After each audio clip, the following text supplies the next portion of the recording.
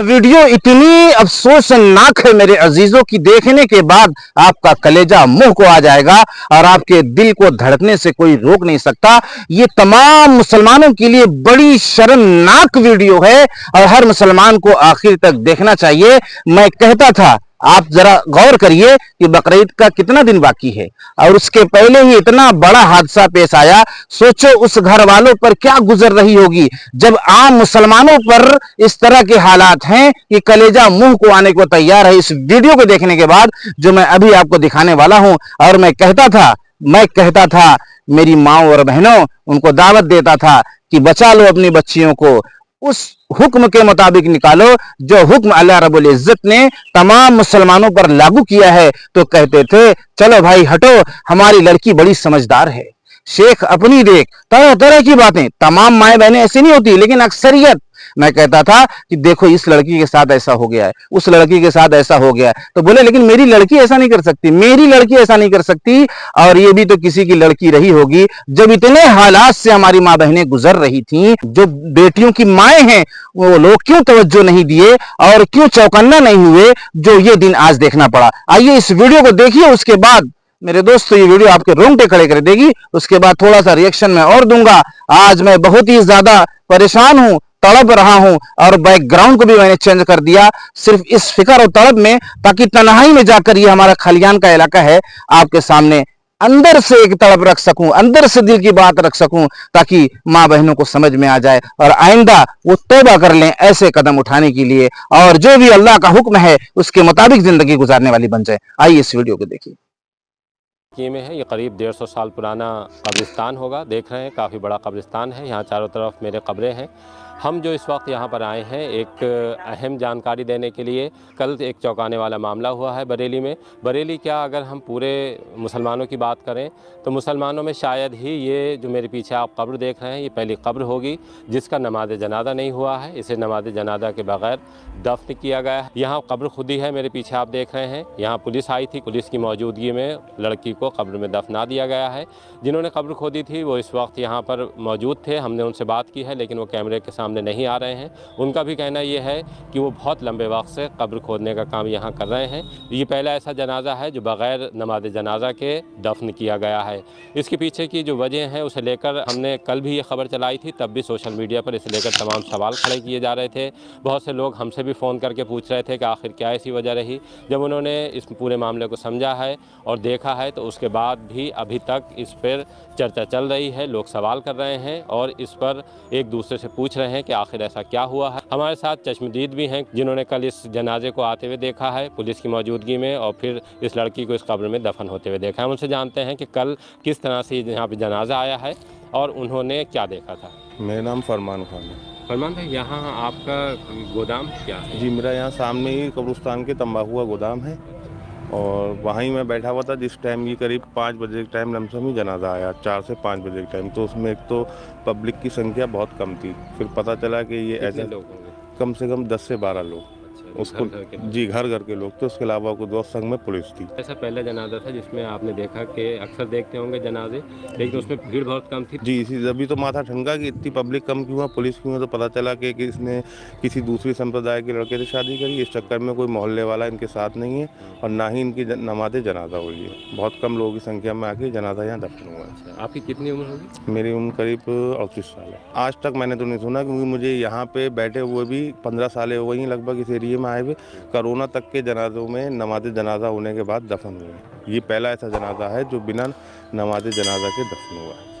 तो पुलिस आई थी, तो पुलिस में कौन कौन ज़्यादा फोर्स थी क्या? नहीं, 2 दरोगा थे, एक लेडीज सिपाही थी। अच्छा, उनसे कोई बातचीत हुई थी? उनसे बातचीत हुई तो उन्होंने ये बताया कि थाने में कुछ लोग पहुंचे, उसका विरोध कर रहे थे दफन करने का, ये वो कि दूसरे संप्रदाय का मामला। इस चक्कर में हमें इंस्पेक्टर साहब ने भेजा है कि आप जाके वहाँ पे जनाजा दफन कराएं और वहाँ के आसपास के लोग विरोध नहीं करते। मेरी ज़िंदगी में इतनी मैयतें आई हैं और हर तरह की मैयतें दफन करी हैं, एक से ज़्यादा दर्दनाक केस आए हैं, लेकिन जो ये कल वाक़या हुआ है इस तरह का कभी कोई केस नहीं आया। और ये बहुत ही अच्छा हुआ कि किसी ने ना तो नमाज जनाजा पढ़ाई और ना ही इसको जगह दी, ताकि इस तरह से बच्चियों को थोड़ी हिदायत तो मिले कि हमने जो गलत करा उसका अंजाम गलत है। मेरे मोहतरम अजीजों, आपने कमो बेश वीडियो को जरूर देखा होगा, और अगर कुछ लोग नहीं देख पाए तो उनका भी दिल से शुक्रिया, और जो लोग देख रहे हैं उनका भी दिल से शुक्रिया कि अल्लाह रब्बुल इज्जत उनकी हर परेशानी को दूर फरमाए। आपने देखा मंजर, कैसा मंजर आपकी आंखों के सामने आया है, और आपने वीडियो को देखा। अब कुछ बताने और समझाने की जरूरत तो नहीं थी कि जनाजे में 10 से 12 आदमी, जबकि गांव में मजमा भरा हुआ था, लेकिन कितनी बदनसीब थी ये लड़की कि 10 से 12 आदमी इसके जनाजे में शामिल हुए, जबकि नमाज नहीं पढ़ाई गई और ऐसे ही दफनाया गया। मैं अपनी जिंदगी में, मुझे ऐसा लग रहा है कि पहली बार ऐसा मंजर मेरी आंखों ने देखा है, पहली बार मेरी आंखों ने ऐसा मंजर देखा है। अब मैं ये पैगाम पहुंचाना चाहता हूं तमाम उम्मत मुसलमान तक, और ख़ास तौर से माँ और बहनों तक, और जो घर के जिम्मेदार हैं उन तक भी, कि भाई अब इससे बड़ा हादसा और हम क्या चाहते हैं, अब इससे बड़ा एहसास और हम क्या चाहते हैं।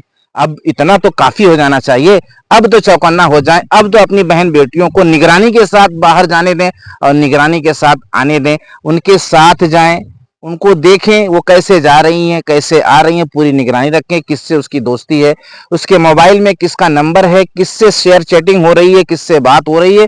ये सारी निगरानी अगर नहीं करोगे और दब्बू बने रहोगे और अपनी बहन बेटियों से दब कर जिंदगी गुजारोगे और कहोगे कि अरे बेटी तो अब बड़ी हो चुकी है, अब इसके बीच में बोलना सही नहीं है, ठीक नहीं है, तो फिर अंजाम के लिए भी आपको क्या होना, आपको तैयार रहना पड़ेगा। ये बोलने से सिर्फ काम नहीं बनने वाला कि अब तो वो बड़ी हो चुकी है, आप उसकी चेकिंग करो, ये इसमें उसकी मोहब्बत शामिल है, इसमें उसकी मोहब्बत शामिल है, लेकिन थोड़ी देर के लिए वो आपको अपना दुश्मन तो समझ रही है, लेकिन आप उसके हमदर्द हैं, इसलिए कि आपकी ये कोशिश, ये जो दिन देखना पड़ा है, इससे बचा लेगी। आज जो एक शर्मनाक सामना करना पड़ा, और आप ही को नहीं बल्कि तमाम उम्मत मुसलमा को, इसमें तमाम उम्मत मुसलमा की जो है गर्दन इसमें झुकी है, और आप अकेले अपनी शर्म की वजह से, एक डर की वजह से कि मेरी लड़की मेरे ऊपर जो है गुस्सा दिखाएगी, आज वही गुस्से के डर की वजह से आज कितना बड़ा दिन देखना पड़ा। देखो, फोड़ा जब बढ़ जाता है बच्चों को और पक जाता है तो उसका ऑपरेशन होता है, जब दबाव से नहीं ठीक होता, समझाने से। तो आप ऑपरेशन नहीं करवा कर और सोच रहे हैं कि मेरी बच्ची को तकलीफ होगी, तो फिर याद रखना कि वो फोड़ा क्या करेगा, वो जख्म क्या कर हड्डियों को पकड़ेगा, फिर हड्डियों से फिर कहाँ जाएगा, फिर वो जो अभी ऑपरेशन होने के बाद ठीक हो जाता है, अब ऑपरेशन से भी ठीक नहीं होगा, अब वो हड्डी भी हो सकता है काटना पड़े, पैर भी काटना पड़े, हाथ भी काटना पड़े।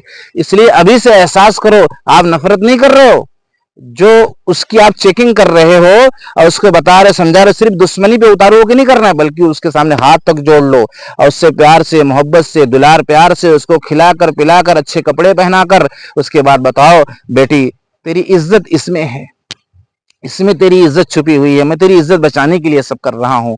और एक मुसलमान का ये काम नहीं है, एक मुसलमान की ये शान नहीं है, एक मुसलमान का ये तरीका नहीं है, अल्लाह का ये हुक्म नहीं है, नबी का ये तरीका नहीं है। डर जा मेरी बेटी उस रब से जिसके कब्जे में सारी कायनात है, एक जर्रा भी उसके हुक्म के बगैर हरकत नहीं कर सकता, और उसी के पास हमें मर कर जाना है और उसी की बारगाह में खड़े होकर जवाब देना है। जितने वसूल और ज़ाब्ते बताए गए उस पर अमल कर लो, फिर आज रब चाहिए है, कल मन चाहिए होगी, कल मन चाहिए होगी।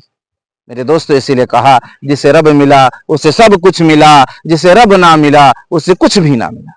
हम अल्लाह वालों के साथ अपनी सोहबत को कायम करें, अपने वक्त को देने की कोशिश करें, मर्द मर्द के साथ और औरतें औरतों के साथ, मर्द उलमाए कराम से जुड़ें और औरतें जो आलिमा पढ़ी हुई औरतें हैं या नेक औरतें हैं, नमाजी औरतें हैं, जिनसे कोई खतरा नहीं है गुनाह का, वो अच्छे रास्ते बतलाएंगी आपको, इसलिए उनसे दोस्ती करो, उनके साथ वक्त देने की कोशिश करो, तो इंशाअल्लाह ये दिन जो देखना पड़ा है वो दिन हरगिज देखना नहीं पड़ेगा। इसलिए इंसान की जो जिंदगी बदलती है वो सोहबत से बदलती है, हाँ, अल्लाह वालों से बदलती है।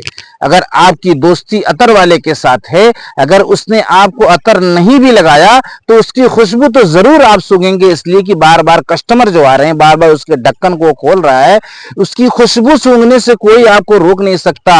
अगर आपकी दोस्ती बढ़ई के साथ है, लोहार के साथ है, और बार बार वो लोहे को पीट रहा है, आग जला रहा है, उसकी चिंगारी हो सकता है आपके ऊपर ना पड़े, लेकिन धुएं से आपको कोई बचा नहीं सकता। इसलिए अपनी दोस्ती को अच्छे लोगों के साथ कायम करो, और इस वीडियो के शेयर करने में कभी देर मत करना। मैं तमाम माओ बहनों से गुजारिश कर रहा हूँ, ये वीडियो देखकर देख कर जाने वाली नहीं है, बल्कि शेयर करना है, ताकि बहुत बड़ी तादाद में जो हमारी मुसलमान माएँ बहनें हैं वो चौकन्ना हो जाएं और उनकी इज्जत आबरू की हिफाजत हो सके। वीडियो कैसी लगी कमेंट में जरूर लिखना, लाइक जरूर करना, कमेंट जरूर करना, इसलिए कि हम आपकी फिक्र और तलब में इस तरह का कंटेंट लाए हैं ताकि हमेशा हमेशा के लिए हमें इज्जत मिल जाए।